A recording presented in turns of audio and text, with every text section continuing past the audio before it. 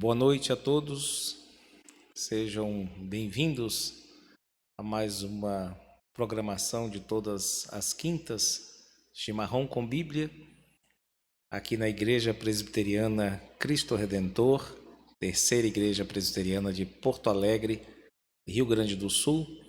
Nós temos transmitido esta programação apenas online, ela costuma ser presencial, mas devido à pandemia nós temos preferido agir assim por segurança.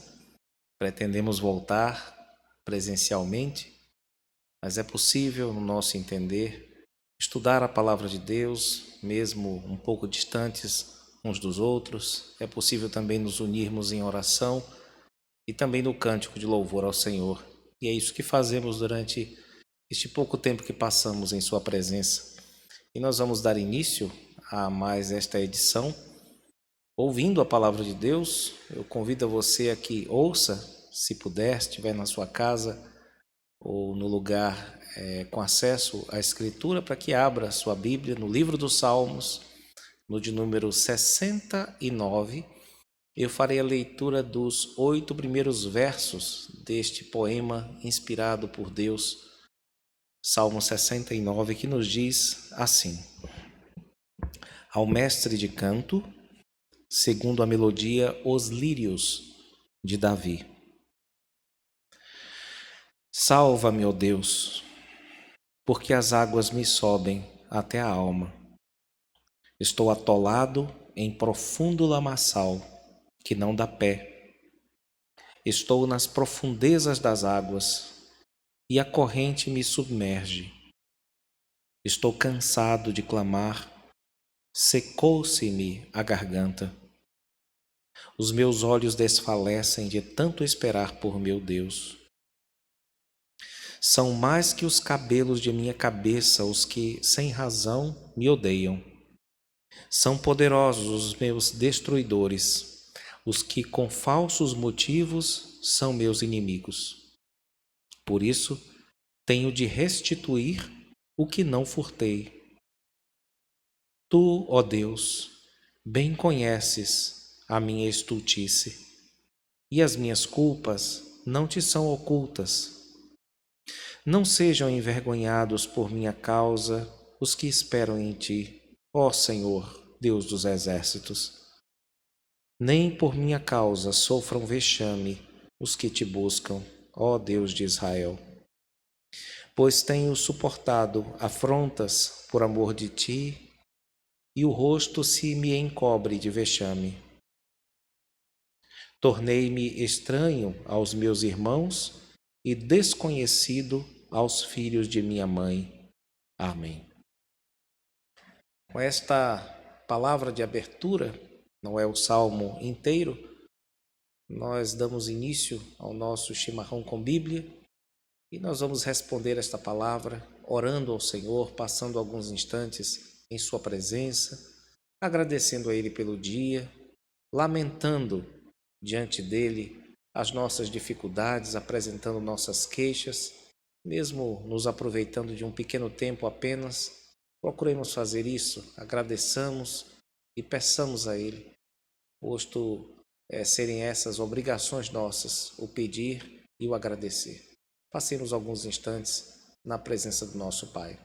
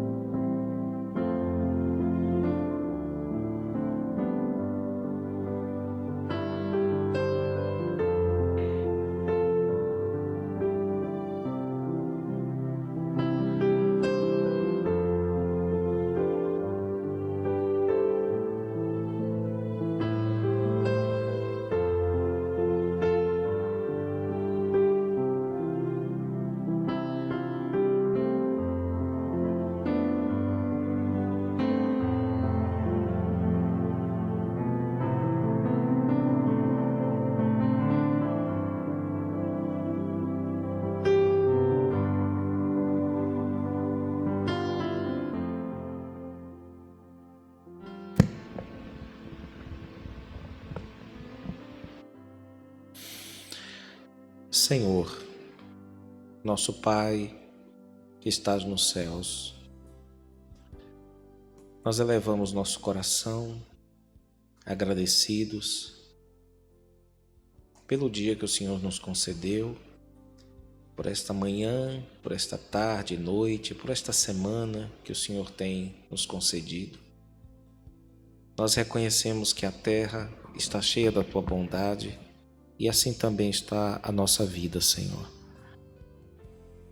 Nós reconhecemos, Senhor, que o Senhor é bom para com aqueles que Te invocam, para com aqueles que esperam em Ti. Que as Tuas ternas misericórdias permeiam tudo aquilo que o Senhor criou. Bendito sejas, ó Pai, porque nenhum louvor do mundo daria conta de descrever, de exaltar os Teus benefícios e a Tua pessoa. E mesmo assim nos mandas louvar-Te, bendizer-Te. E é o que fazemos aqui, Senhor.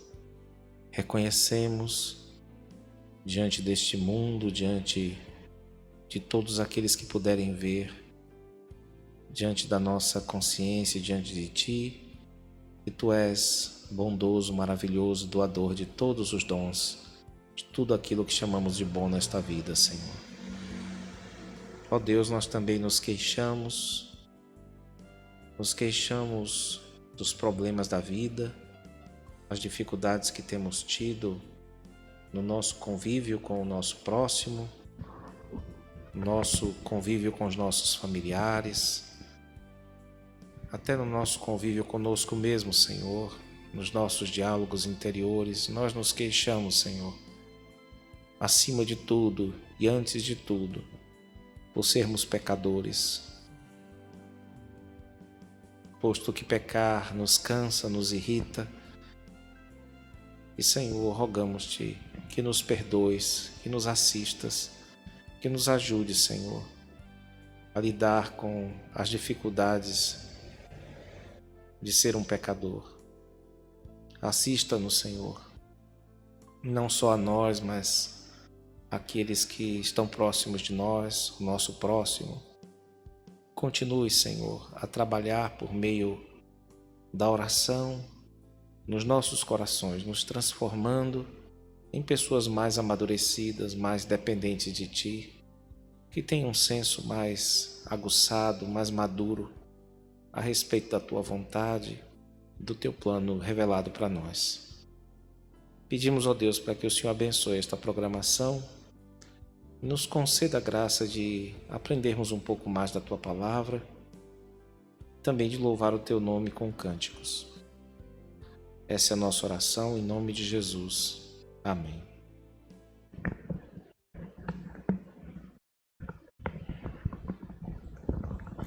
Nós vamos aprender um cântico intitulado Sempre Comigo, do grupo Catedral.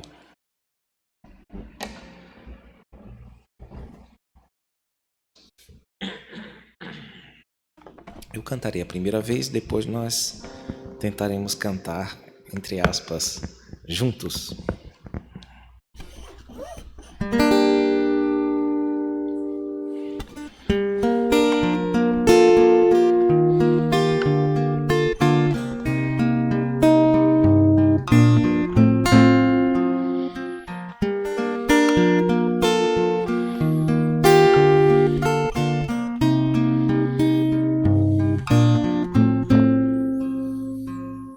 Sempre comigo Tu estás, ó Deus, onde eu estiver, és meu abrigo, minha eterna razão de viver. Sempre comigo Tu estás, ó Deus, onde eu estiver, és meu abrigo, minha eterna razão de viver. E o Teu amor é como a flor, é belo, pois Tu és Senhor. E o Teu amor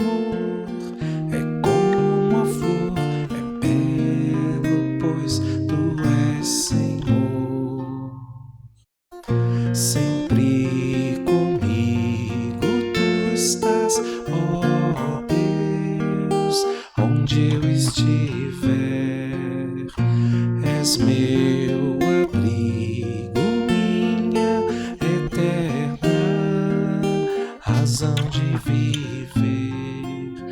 De tudo que eu tenho em mim, tu és a fonte, a criação, toda inspiração. De tudo que eu recebi, o que desejo é repartir todo esse amor que um dia mudou todo o meu viver e que pode mudar todo o seu viver. Sempre comigo tu estás, ó Deus, onde eu estiver.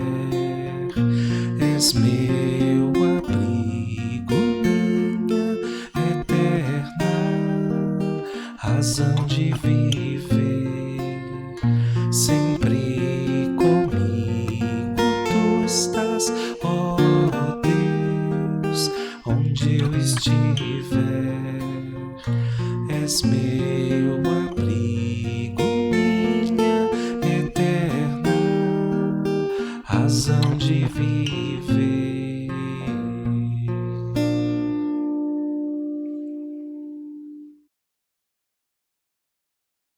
Vamos tentar cantar?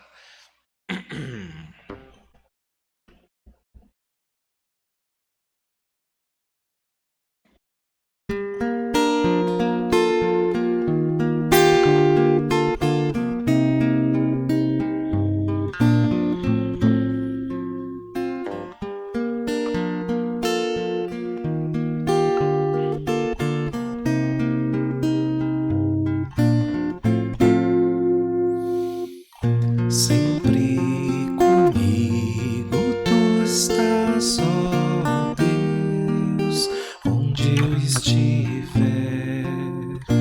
És meu abrigo, minha eterna razão de viver. Sempre comigo tu estás, ó Deus, onde eu estiver.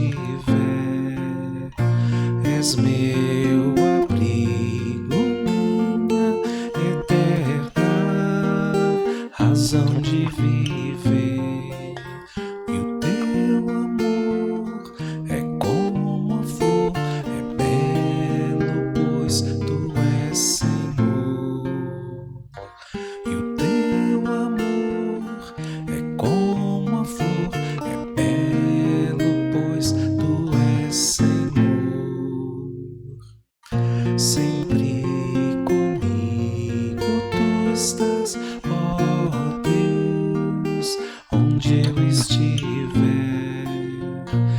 És meu abrigo, minha eterna razão de viver. De tudo que eu tenho em mim, tu és a fonte, a criação, toda inspiração. De tudo que eu recebi, o que desejo é repartir todo esse amor que um dia mudou todo o meu viver e que pode mudar todo o meu viver. Sempre comigo tu estás, ó Deus, onde eu estiver. És meu abrigo, minha eterna razão de viver. Sempre comigo tu estás, ó Deus, onde eu estiver. És meu abrigo, minha eterna razão de viver.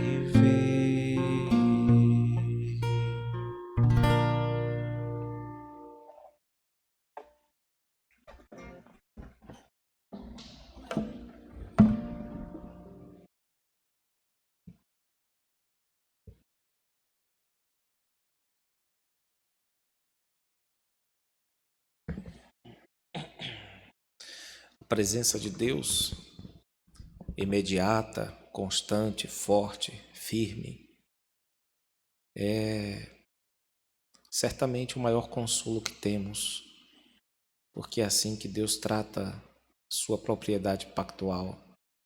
Esse é o grande consolo que temos na vida e na morte. Nós não somos nossos, nós somos do Senhor. Nós temos estudado no último capítulo do livro que passamos o ano de 2020 estudando, o clamor da alma. Nós estamos no capítulo que fala a respeito da bondade de Deus. Nós temos providencialmente estudado este livro que trata sobre emoções difíceis, problemáticas, obscuras, no ano que também foi muito difícil, muito estranho, esquisito para todos. E, no entanto, sabiamente os autores do livro, os escritores, deixaram para falar no último capítulo a respeito deste tema tão importante que é a bondade de Deus. E é sempre bom nós deixarmos as análises que fazemos, os estudos que fazemos, olhando para dentro de nós e sempre erguer nossos olhos para o céu, para assim contemplarmos essa certeza maior que temos de que na pessoa do seu Filho Jesus Cristo, o Senhor Deus é bom para conosco. Deus é verdadeiramente um Pai para nós.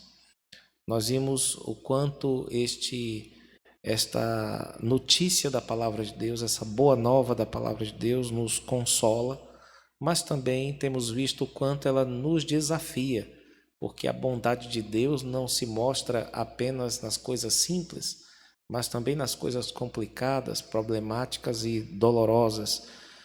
Como já diz um velho ditado, né? Os caminhos do Senhor são misteriosos. E também nós podemos dizer o mesmo da sua bondade. Para dificultar mais as coisas, nós somos pecadores. Então, nossas impressões, as impressões da nossa mente, do nosso coração, dos nossos olhos, são impressões de pecadores. E também pecadores que, mesmo que não fossem pecadores, seriam limitados no conhecimento, limitados na presença e em muitos outros assuntos.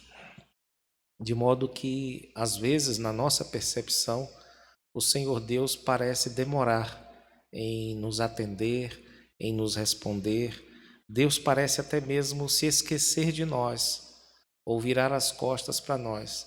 Essas são impressões que nós temos. Também a disciplina do Senhor, que é constante sobre a vida dos seus servos, quando ela nos aperta, quando de fato ela nos constrange em determinados momentos, isso parece ser, nos diz o escritor da carta aos Hebreus, um motivo de grande tristeza.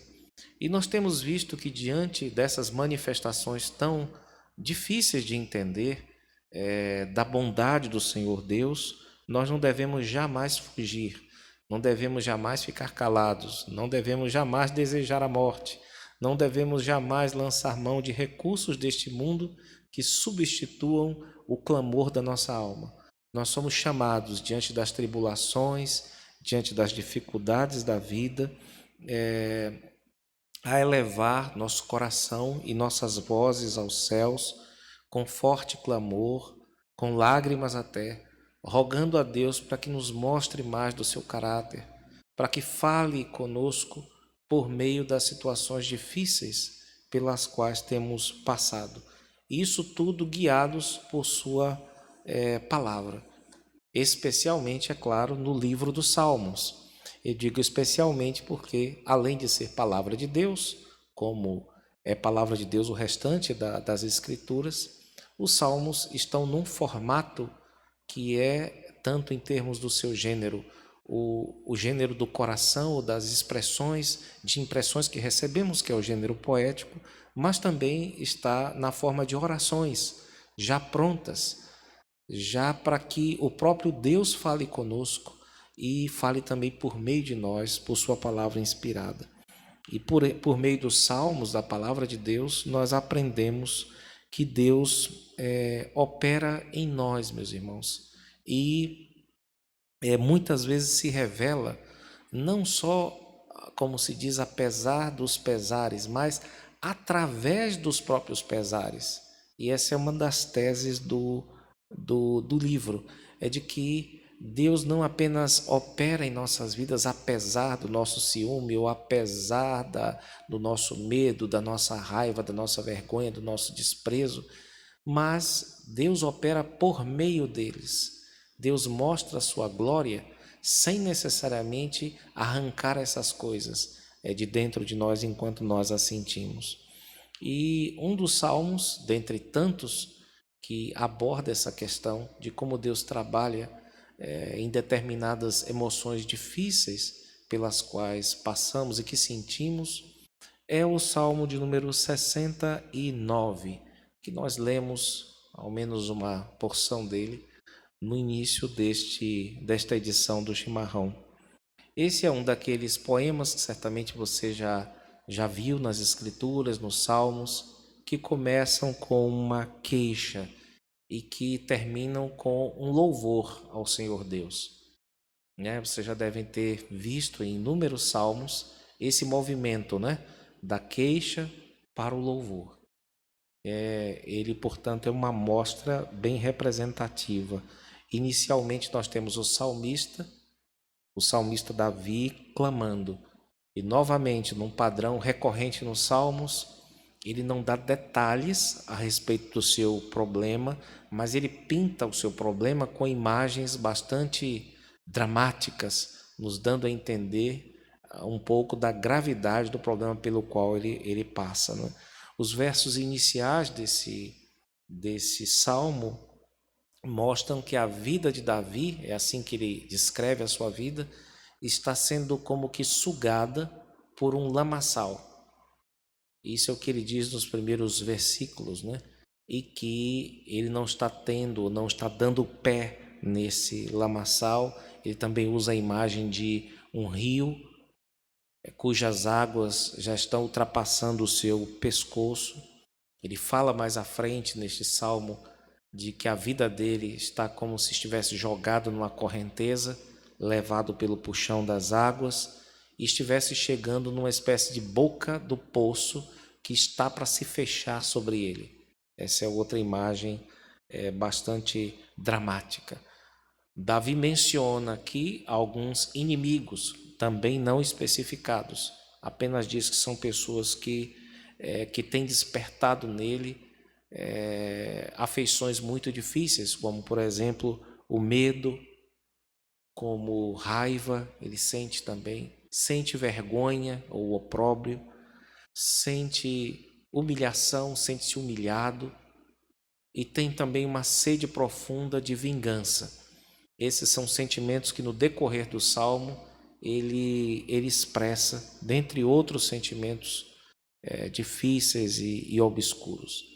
No verso de número 29, ele apresenta como que resumo do coração dele, em que situação está. Ele diz que o coração está amargurado e está aflito. A sequência, depois desse versículo 29, é só ele reconhecendo que não havia ninguém disposto ou talvez capaz de ajudá-lo, a não ser o próprio Deus. E deste ponto em diante, do versículo 29 até o fim do Salmo, a visão dele, que já vinha se deslocando por causa da força da própria oração, do inimigo para Deus, agora alcança a sua firmeza, ele se desloca de vez. Ele já não olha mais para os problemas, mas ele eleva o seu olhar para aquele que é a solução. Ele tira, portanto, o olho da fonte de desânimo dele, que eram seus inimigos, e as descrições que ele fez da situação em que ele estava, e ele eleva o seu olhar ou o seu interesse para a fonte do seu ânimo, que é Deus. Então isso é muito interessante, esse movimento aqui de verticalização, vamos dizer assim, que já estava em andamento no Salmo, mas que ficou muito mais claro nessa reta final do poema. E isso explica essa mudança meio que repentina, da queixa para o louvor, que é, aliás, uma mudança, de certo modo, típica nos Salmos. Você verá em muitos Salmos isso acontecendo. Às vezes, no espaço de 10, 15 versos, um salmo começa com queixa e depois ele vai se tornando, ou paulatinamente, aos poucos, ou de repente, vai se tornar num salmo na sua reta final de louvor. Ouçam os versos de 30 a 36, que eu farei a leitura aqui da palavra de Deus, que nos diz assim, isso depois de uma sequência de queixas, ele falando a respeito da amargura do coração dele, meio que de repente, ele diz aqui, a partir do versículo 30, louvarei com cânticos o nome de Deus, exaltá-lo-ei com ações de graças. Será isso muito mais agradável ao Senhor do que um boi ou um novilho com chifres e unhas. Vejam isso os aflitos e se alegrem. Quanto a vós outros que buscais a Deus, que o vosso coração reviva. Porque o Senhor responde aos necessitados e não despreza os seus prisioneiros. Louvem-no os céus e a terra, os mares e tudo quanto neles se move. Porque Deus salvará Sião e edificará as cidades de Judá, e ali habitarão e hão de possuí-la. Também a descendência dos seus servos a herdará, e os que lhe amam o nome nela habitarão. Vocês percebem então essa mudança, essa transição que às vezes, como eu falei, vem aos poucos, não crescendo, mas às vezes, como é o caso aqui, é meio que repentina. E isso tem sido discutido por muitos estudiosos, se isso corresponderia a uma mudança de ânimo real no salmista, se seria um artifício literário ou uma outra coisa.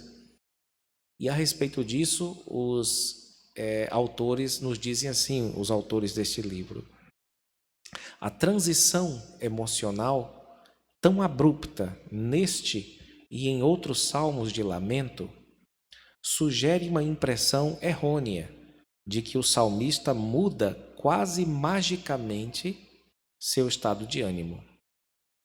Essa leitura não considera o fato de que o salmo está resumindo numa breve declaração uma experiência que levou um longo tempo desenvolvendo-se. Ainda assim, a transição é misteriosa.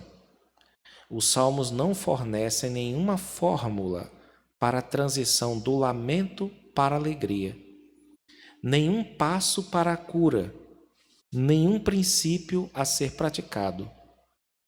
Deus não tolera manipulação da verdade para escapar da luta.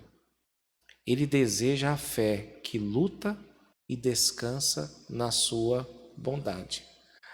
Notem bem, existem princípios bíblicos para nós lidarmos com as nossas emoções.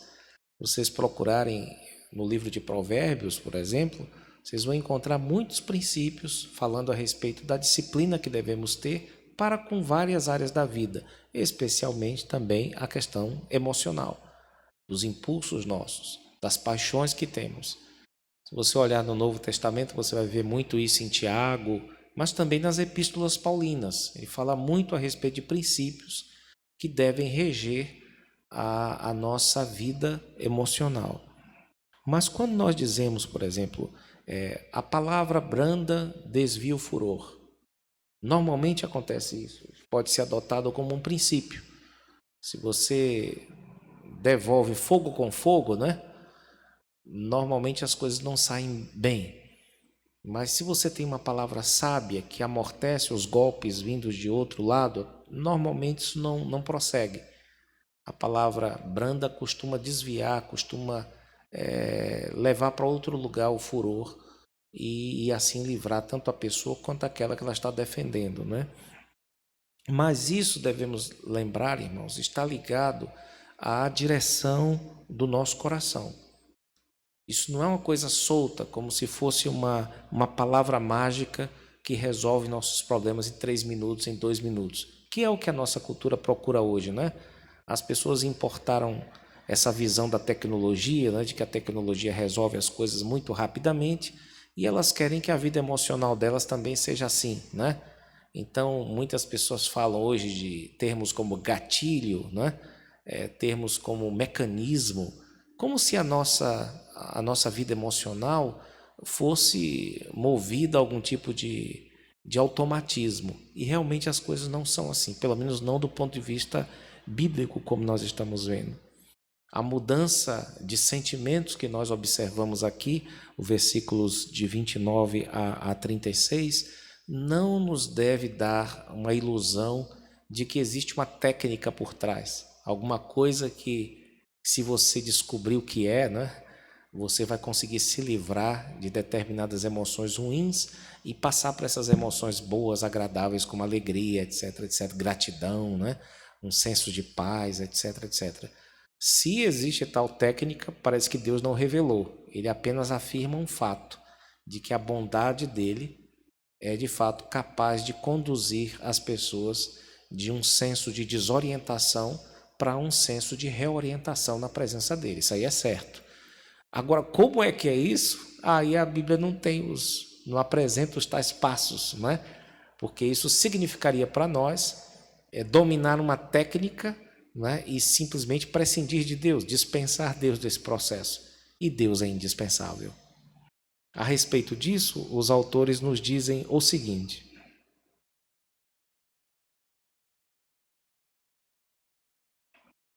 se pudéssemos explicar a brecha entre os versos 29 e 30 do Salmo 69, então poderíamos controlá-la. Não é? Então, se nós soubéssemos o que aconteceu ali, como é que Deus opera, nós seríamos tentados a imitá-lo, ou a tentar imitá-lo, né? Mas isso violaria o caráter de Deus como aquele que nos resgata dos nossos problemas. A única coisa que sabemos por certo sobre a transição do sofrimento para a glória, vejam, a única coisa que você sabe dessa mudança é que Deus é aquele que efetua essa transição. Embora Ele possa escolher um número de formas surpreendentes para ministrar às nossas almas feridas. Então, o único recurso do salmista é apelar a Deus por ajuda e esperar confiantemente de que Ele tornará o sofrimento em alegria. Restaura, Senhor, a nossa sorte, como as torrentes do Negueve. Os que com lágrimas semeiam, com júbilo ceifarão.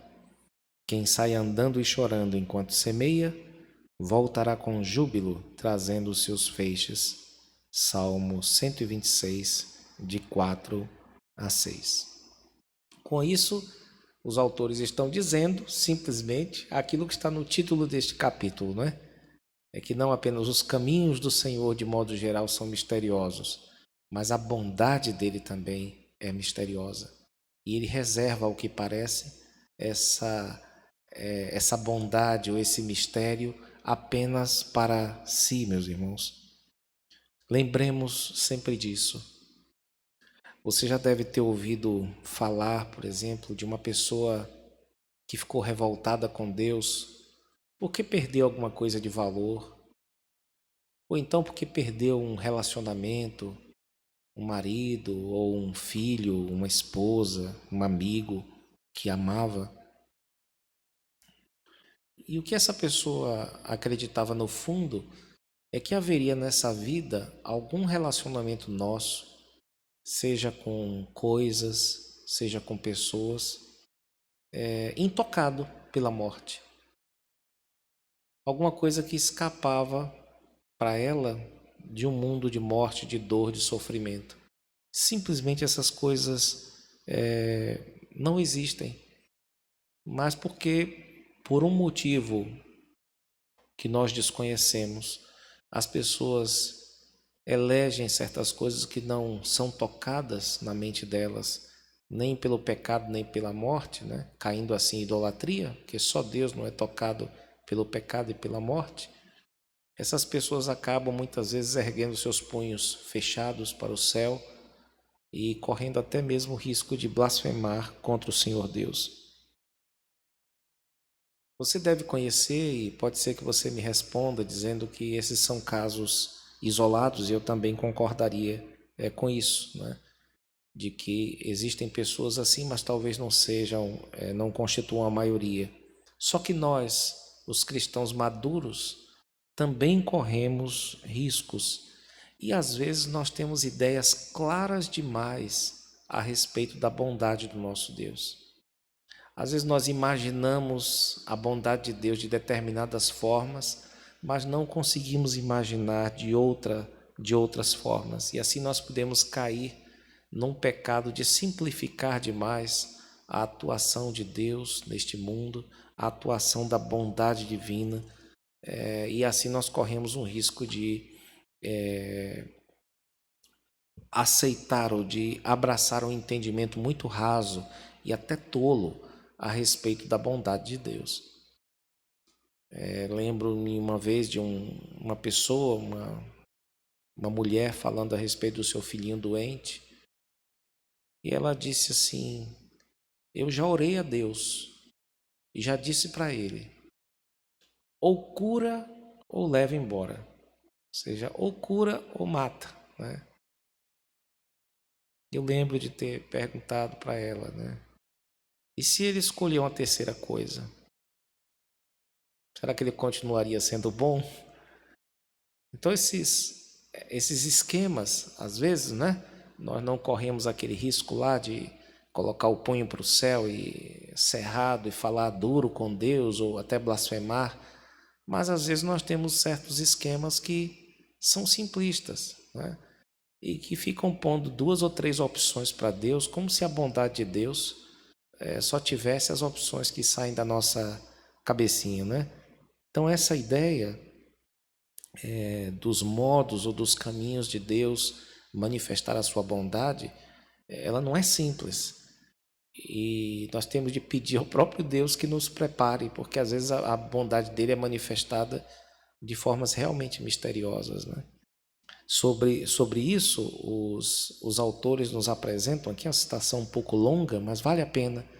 É muito interessante o que eles ensinam a respeito das nossas suposições sobre os métodos de Deus, né? O que é que a gente imagina que Deus, como é que Deus vai operar. E nós normalmente, no entendimento deles, né, temos alguns conceitos limite aqui a respeito do que nós imaginamos que será a atuação de Deus na nossa vida, né? Eles dizem assim: as suposições sobre os métodos de Deus no uso do sofrimento normalmente estão centradas em 3 condições. Notem bem. Para que seja frutífero, o sofrimento deve ser, número 1, temporário. Número 2, compreensível. E número 3, facilmente aplicável às realidades práticas da vida. Notem bem. Primeiro, que é o temporário, não é? Deus pode precisar usar o sofrimento para me trazer de volta à estrada certa, mas isso só requer uma rápida sacudida para que eu entenda o recado. Portanto, minha experiência de sofrimento deve chegar até este ponto, mas nada permanente. Então, assim, se eu estiver aprontando, né, Deus quiser me disciplinar, Ele quebra a minha perna, mas depois eu volto a andar. Ele não vai arrancar minha perna para que nunca mais eu ande. E se eu aprender a lição, minha perna vai crescer de novo? Então nós temos de algum modo essa impressão, né, de que uma vez que nós aprendamos a lição, advinda do seu castigo, ele então vai fazer cessar as consequências, né? Vai ser, portanto, temporário o seu castigo. Segundo, a fim de que a mensagem por trás do sofrimento fique clara, a experiência deve ser compreensível. Para um bom proveito dela, portanto, devo ser capaz de explicá-la. Entre aspas, Deus permitiu que isso acontecesse em minha vida porque... Aí a pessoa dá a explicação. E as pessoas vivem procurando isso, né? Eu falo de cristãos mesmo, eles tendem a procurar uma razão, o que é natural. A mente fica inquieta, não é? Em busca de uma explicação, de um sentido, de um arremate ali, né? Mas pode ser, meus irmãos, que alguns sofrimentos que virão da mão bondosa de Deus sobre a nossa vida, essa mão misteriosa, não tragam consigo explicações. Lembram de Jó? Talvez aquilo traga mais perguntas do que respostas. Não tem como você saber, a não ser que Deus mostre com o tempo. Algumas respostas realmente Ele dá no tempo. Você olha para trás e diz, foi-me bom, né? Ter sido afligido para que eu aprendesse a guardar os teus estatutos. Maravilha isso aí. E Jó, se serve para Jó? Jó não já vivia guardando os estatutos. Ele não podia recitar esse salmo, né? Até porque, historicamente, ele é bem anterior. Mas vejam vocês que Deus não tem compromisso quando Ele é bom conosco, e se essa bondade dEle misteriosamente nos trouxer algum sofrimento, Deus não tem compromisso em esclarecer, em te dar uma explicação do porquê Ele está fazendo aquilo. Essa, sem dúvida alguma, é uma das tristezas do pensamento, né? É uma das cruzes que o intelecto tem que carregar. É que nem sempre Deus nos traz as explicações ou as razões pelas quais nós ou aqueles a quem amamos sofrem. Finalmente, a claridade do sofrimento deve levar à pronta aplicação. Se sei quais são as lições e como aplicá-las ao meu estilo de vida, não precisarei mais continuar através da dor. Eu já aprendi, está tudo normal, né? Já entendi o propósito, então cessa a necessidade de eu sofrer debaixo dessa mão bondosa de Deus, né? Infelizmente, essas visões sobre o sofrimento são certinhas demais. Não se ajustam à experiência. Ou seja, você sabe que não é assim. Você sabe que tem sofrimento que já passou do tempo na sua cabeça de terminar. Você sabe que tem sofrimento que você já entendeu o propósito, mas ele não para. Ele continua o problema e você diz, eu já aprendi a lição, eu já entendi. Mas ele continua. E você sabe também que existem problemas que já trouxeram a sua aplicação para a sua vida, mas ainda assim ele se estende à sua vida, né? Então eles continuam dizendo que essas ideias não se ajustam à nossa experiência. Isso deixa muitas pessoas gastando a maior parte de suas vidas em tentativas frustradas de identificar as razões específicas para a sua dor. Isso está acontecendo com a minha vida por causa disso, por causa disso, por causa disso. Isso normalmente é um exercício inútil. É um exercício que não ajuda. Não ajuda. Não porque seja errado perguntar por quê para Deus, mas porque o impulso não é a fé. O impulso é a incredulidade e a pragmática, né? Você querer se livrar de uma afeição que às vezes Deus não quer que você se livre naquele momento, porque Ele tem que trabalhar ali, naquela parte do seu coração, que Ele não está te vendo apenas diante da sociedade dando risada. Deus não está talvez preocupado com a sua aparência perante a sociedade, mas Ele te olha como um ser eterno que você é, como um ser imortal, melhor dizendo. E Ele está trabalhando com você da ótica da eternidade e não por outra. Então nós temos de sempre pensar que Deus olha para você com os olhos dele, né? E não com os seus próprios ou os olhos talvez da sociedade ou de alguma pessoa que você acha que deve valorizar a ponto de usar a sua visão como padrão, não é? Eu gostaria de fazer uma indicação de uma obra. Vocês devem ter percebido que o assunto não é fácil, né? O assunto não é simples. E é claro que escrevendo a gente tem muito mais precisão verbal do que falando assim, como eu estou falando agora. E eu gostaria de indicar esta obra aqui. Eu falo esta obra porque se você quiser você vai ter que adquirir, mas é um capítulo dela que eu queria indicar. Ela é maravilhosa. A obra é A Certeza da Fé, do Herman Bavinck, mas tem um capítulo que é o capítulo final, caso você queira se aprofundar nessa questão do mistério do mal, o problema do mal no mundo. Eu não conheço literatura que possa te ajudar, sendo o mais simples possível, mas é complicado o artigo, mas ainda assim ele faz um esforço enorme para ser simples E o nome do artigo, que é um apêndice desse pequeno livro aqui, é Ver as Trevas ou Ouvir o Silêncio. Santo Agostinho, Hermann Bavinck e a Incompreensibilidade do Mal, do Travis Fickle. Esse é um artigo que nos ensina muito a respeito do problema do mal, como ele não pode ser compreendido por nós, o seu caráter negativo no sentido de ser a ausência do bem, e ao mesmo tempo o seu caráter positivo no sentido da sua atuação, porque ele nos traz problemas. Embora seja uma espécie de privação do que é bom, né? Um dente mau é um dente sem dente, que é o dente cariado, né? Uma maçã podre, a parte podre da maçã é a parte que não é maçã mais, né? Então o mal é uma privação do bem que Deus criou, mas ao mesmo tempo é um mistério, porque a presença dele, né, é uma ausência presente. Então, para você entender melhor esse mistério que está aqui no fundo de tudo que a gente está discutindo, né? Nós estamos falando da bondade de Deus, mas uma bondade divina que se manifesta no mundo caído, no mundo mau, que se manifesta em corações redimidos, mas corações maus, pecaminosos. Então, recomendo essa obra, especialmente o apêndice, para você que deseja se aprofundar neste assunto tão difícil e problemático até, que é o mistério do mal no mundo. Nós estamos lidando com o mistério da bondade de Deus, mas é quase impossível nós falarmos sobre a bondade de Deus sem levarmos em conta que ela se manifesta num mundo que está numa condição muito difícil, que geme com dores de parto, esperando ser resgatado, esperando o seu destino final.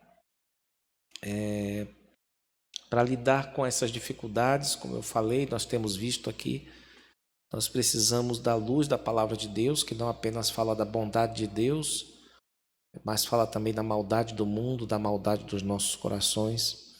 E na próxima quinta-feira nós vamos continuar a tratar sobre o assunto da bondade de Deus e de que modo ela se revela de formas mais claras, mais evidentes, operando em nossas vidas, não só apesar dos problemas, mas nos fazendo, através deles, servir a Deus. Ou nos termos do Salmo 51, né? A graça de Deus nos faz dançar com os ossos quebrados. Na quinta-feira nós continuamos o nosso estudo a respeito do mistério da bondade de Deus. Agora nós vamos orar ao Senhor e suplicar para que tudo aquilo que veio da sua parte repouse, seja recebido com mansidão pelos nossos corações. Vamos orar ao Senhor. Deus bendito, misericordioso, ó Senhor, graças te damos pelo privilégio que o Senhor nos dá de procurarmos saber quem é o Senhor e do que o Senhor se agrada. Nós te agradecemos, ó Deus, porque tu tens posto em nossos corações tão pecaminosos, tão desinteressados de ti, o apego à tua palavra e o desejo de conhecer-te mais e mais. Nós reconhecemos ser isto um milagre e nós te bendizemos por ele. E rogamos-te, Senhor, dá-nos mais deste interesse, a fim de que possamos mais desejar conhecer-te e nos apegar a ti nas tribulações, do que mesmo nos livrar das tribulações. Ó Senhor, dá-nos a graça de termos esta diferença em nossas vidas, de amarmos a ti mais do que os próprios alívios que ansiamos nos nossos problemas, Senhor. Dá-nos a graça, Senhor, de não sermos como os demais, os que não são teus filhos, que querem apenas o bem-estar, mas que não querem a ti, por causa do custo do discipulado e antes disso por estarem mortos. Agradecemos, ó Deus, porque a Tua palavra nos tocou e nos sensibilizou e mudou nosso coração insensível num coração que se internece com os Teus rogos, com as Tuas ordens, Senhor. Por favor, Senhor, concede-nos a graça de, sempre que ouvirmos a Tua voz, não endurecermos nossos corações. Perdão, Senhor, pelas vezes em que fazemos isso. Abençoe as nossas vidas e guarde os Teus princípios, as Tuas palavras benditas no nosso coração. E que o nosso coração seja uma verdadeira estação de tratamento, Senhor. Que ele seja purificado pela palavra que o Senhor nos diz, nos fala. Ó Senhor, juntamente conosco, tome o nosso país, o nosso mundo nas Tuas mãos. Toma esta situação que temos passado, Senhor, tão complicada. Nós Te damos graças, Senhor, pela vida das pessoas que estão na linha de frente deste grande combate contra este vírus. Rogamos-Te a Tua bênção sobre a vida delas. Os que estão nos hospitais lutando, os que estão na linha de frente da segurança deste país. Ó Senhor, cuide deles, de suas famílias. Ó Senhor, aqueles que nos governam, tenha compaixão. Tenha misericórdia, Senhor, dos bons governantes que têm se esforçado por cumprir a Tua vontade. Quanto aos maus, Senhor, que Tu os persigas, que Tu os destruas, a eles e suas famílias, Senhor. Que sejam estéreis as mulheres da sua casa, Senhor, para que esse mal não se reproduza. Que o Senhor nos livre dessas pessoas. Livra-nos dos maus pastores, dos maus missionários, dos maus líderes, Senhor, de modo geral, para que o povo não sofra como tem sofrido, Senhor. Que a Tua boa mão nos ampare e continue a nos conduzir. Transforma, Senhor, nosso coração e continue, Senhor, a nos conduzir para o Teu reino celestial. Essa é a nossa oração. Fazemos agradecidos por tudo. Em nome de Jesus, o Teu amado Filho. Amém. Com esta oração, nós encerramos o nosso chimarrão com Bíblia. E, como sempre, lembramos a você das nossas programações, por enquanto, em sua maioria virtuais. No próximo domingo, a partir das 9 horas até as 9h25 aproximadamente, teremos a nossa reunião de oração, seguida pela nossa aula de escola dominical. Você é nosso convidado. Existem várias classes que estão em funcionamento e se você tem desejo de participar de uma delas, você deve solicitar um link de acesso pelas nossas redes sociais. E também no domingo, às 19 horas, nós teremos a transmissão do nosso culto. Se Deus permitir, começaremos às 19 horas. Você é nosso convidado a estar conosco, pelo menos por enquanto, virtualmente. Prossigamos em oração pela situação que temos passado, a fim de que Deus nos dê dias melhores em sua presença. O Senhor Deus nos abençoe. Amém.